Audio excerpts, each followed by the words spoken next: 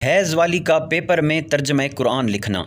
حیض یعنی پیریڈ یا ماہواری اور ایام جس عورت کو شروع ہوں اور پیپروں کے دوران یہ آزمائش ان کو ہو اور اس صورت میں انہوں نے پیپر لکھنے ہوں، آیت قرآنی لکھنی ہو، اس کا ترجمہ لکھنا ہو، اس کو چھونا ہو، اس کو پڑھنا ہو، تو ان صورت میں اس کے لیے کیا مسئلے ہیں؟ کیونکہ اگر وہ ترجمہ نہیں لکھتی یا ترجمہ نہیں پڑھتی تو اس صورت میں ان کو نمبر کم آنے کی بھی آزمائش ہو سکتی ہے۔ تو اس حوالے سے شرعی حکم کیا ہے پیپروں کے حوالے سے، یہ ہم اس فتویٰ میں پڑھنے والے ہیں۔ فتویٰ سٹارٹ کرنے سے پہلے اور فتویٰ شروع کرنے سے پہلے تمام دوستوں سے گزارش ہے کہ ہمارے فیس بک پیج کو فالو کریں، چینل کو سبسکرائب کریں، ویڈیو کو لائک اور ثواب کی نیت سے شیئر کریں۔ چلیے اب ہم اپنا فتویٰ سٹارٹ کرتے ہیں۔ سوال: عورت حالت حیض میں پیپر کی تیاری کے لیے قرآن پاک کا ترجمہ پڑھ سکتی ہے اور پیپر میں قرآن پاک کا ترجمہ لکھ سکتی ہے؟ جواب: عورت حالت حیض میں پیپر کی تیاری کے لیے قرآن پاک کا ترجمہ نہیں پڑھ سکتی، لیکن حرج کی وجہ سے امام ابو یوسف کے قول پر عمل کرتے ہوئے پیپر میں قرآن پاک کا ترجمہ لکھنے کی اجازت ہے اور اس کے لیے درج ذیل احکامات کی پابندی کرنا ضروری ہے،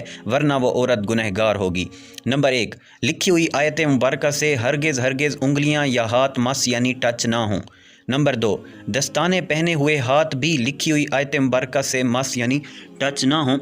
کہ دستانہ یعنی گلبز ہاتھ کے تابع ہے، لہٰذا حالت حدث میں یعنی بے غسل ہونے کی صورت میں یا بے وضو ہونے کی صورت میں قرآن پاک کو چھونے کے لیے یہ آڑ نہیں بن سکتا۔ نمبر 3، اگر ایسی جگہ لکھنا ہے جو مصحف یا مصحف کے حکم میں ہے، مثلا ایسی کاپی جس میں قرآن پاک کے علاوہ کچھ بھی نہ لکھا جاتا ہو، اسی طرح اگر کسی صفحے پر ابھی کچھ بھی نہ لکھا ہو تو خالی صفحے پر آیت لکھنا شروع کرنا بھی اس صفحہ کو حکم مصحف میں کر دے گا، لہٰذا ضروری ہے کہ اس صفحہ کے خالی حصے پر بھی ہاتھ نہ لگائے۔ لکھنا اور ٹچ کرنا دونوں الگ الگ حکم ہیں۔ جہاں لکھنے کی اجازت ہے اور مس کرنے یعنی ٹچ کرنے کی ممانعت ہے تو وہاں کوئی رومال وغیرہ رکھ کر ہاتھ کے مس یعنی ٹچ سے بچا جائے۔ نمبر 4، صفحے کے جس جانب آیت مبارکہ لکھی ہے اور پھر ترجمہ اور آیت کے علاوہ کچھ اور بھی اتنا لکھا گیا جو آیت یا ترجمہ سے زائد تھا تو یہ صفحہ اب مصحف کے حکم میں تو نہیں رہے گا، البتہ جب اس صفحہ کو پلٹا جائے گا تو جہاں آیت لکھی ہوئی تھی اس کے سیم ہی دوسری طرف یعنی دوسری جانب والے حصے پر عورت بغیر حائل،